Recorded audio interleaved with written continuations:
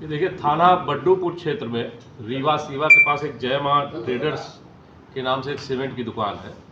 वहाँ 20 अगस्त को दिन में ही दो युवक दुकान पे आए और उनके द्वारा कुछ खुले में 15 किलो सीमेंट खरीदने की बात उससे दुकानदार से की गई। इसके बाद वो दुकानदार उनको सीमेंट देने के लिए नीचे गोदाम की तरफ चला गया और दो लोग जो आए थे उनमें से एक वहीं शोरूम के पास ही रह गया। इसी बीच मौके का फ़ायदा उठा करके और दुकानदार को सीमेंट निकालने के बहाने उलझा करके दूसरे के द्वारा शोरूम का जो कैश काउंटर था वहाँ से कुछ कैश उठा लिया गया और इसके बाद दोनों वहाँ से दुकान से फिर चले गए।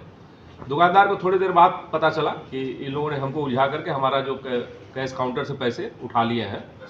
उसके द्वारा तत्काल पुलिस को सूचना दी गई और तत्काल स्थानीय बड्डूपुर थाने में सुसंगत धाराओं में इस पर प्रथम सूचना रिपोर्ट पंजीकृत करके विवेचना प्रारंभ की गई। दुकान पे कुछ सीसीटीवी कैमरे भी लगे हुए थे, उसमें भी इनकी गतिविधियां कैमरे में कैद हुई और जो प्रारंभिक लीड मिली उसके आधार पर उसको हम लोगों ने डेवलप किया।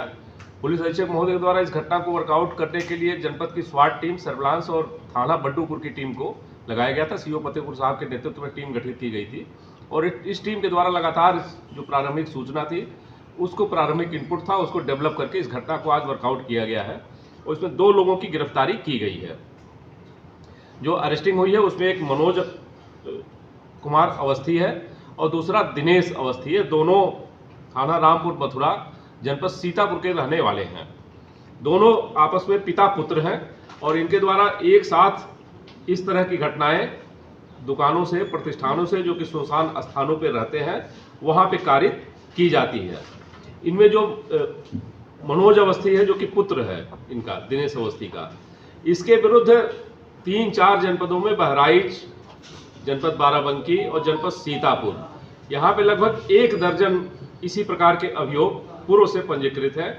और दूसरा जो इसका पिता है दिनेश अवस्थी, उसके विरुद्ध भी अभियोग पूर्व से ही पंजीकृत है। इनके द्वारा जो सुनसान में सड़क पर जहाँ पे अन्य दुकानें नहीं रहती थी, सुनसान में खाद की दुकान, सीमेंट बालू की दुकान या अन्य जो प्रतिष्ठान होते थे जिनका शोरूम कैश काउंटर अलग रहता था और गोदाम उनका थोड़ा सा बगल में कहीं नीचे या कहीं बगल में रहता था, ऐसी दुकानों को टारगेट किया जाता था। रेकी करके फिर इस तरह की दुकानों पर जा करके घटनाएं कारित की जाती थी। इनसे हमारी टीम लगातार पूछताछ कर रही है। इनसे जो घटना में रुपए गए थे 26,070 रुपए नगद, अवैध नारकोटिक्स और एक मोटरसाइकिल जो कि घटना में प्रयुक्त हुई है वो बरामद की गई है। हमारी टीम इनसे लगातार पूछताछ कर रही है। अन्य जनपदों से, थानों से भी इनकी जो मॉडस ऑपरेंडी है उसको देखते हुए इनके आपराधिक इतिहास के बारे में और ज़्यादा जानकारी की जा रही है। आगे जो तथ्य निकल करके आएंगे उसके आधार पर अग्रिम विधिक कार्रवाई की जाएगी।